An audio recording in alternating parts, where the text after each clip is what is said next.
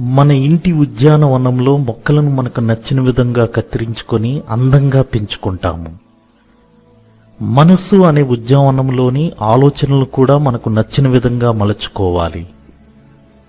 ఏ ఆలోచనలు మనకు సుఖశాంతులను ఇస్తాయో వాటిని పెంచుకుంటూ, అశాంతిని దుఃఖాలనిచ్చే ఆలోచనలను కత్తిరించుకుంటూ అనగా తొలగించుకుంటూ ఉండాలి. స్వయంలోని బలహీనతలను తొలగించుకుంటూ ఇతరుల్లోని సద్గుణాలను చూస్తూ ఉన్నట్లయితే మనస్సు అనే ఉద్యానవనంలో సంతోషం, సుఖం, శాంతి, ఆనందములు, సుగంధమునిచ్చే మొక్కలు పెరుగుతాయి.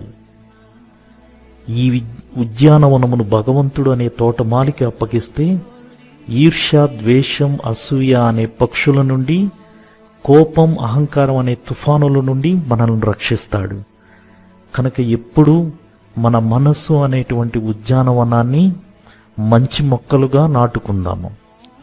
మన యొక్క మనస్సులో ఎప్పుడు ఈ ఈర్ష్య, ద్వేషం, అసూయ అనే వాటిని తొలగించి మంచి, మమత, శాంతి అనే వాటిని పెంచుకుందాము.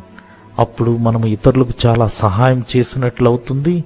మన యొక్క నడవడిక ద్వారా ఇతరులు కూడా మంచిగా ఈ జీవితంలో కొనసాగే అవకాశం ఎక్కువగా ఉంటుంది. కనుక మన అందరము ఈ యొక్క ఉద్యానం అనేటువంటి మన మనస్సుని మంచిగా మనకు నచ్చిన విధంగా తయారు చేసుకుందాము.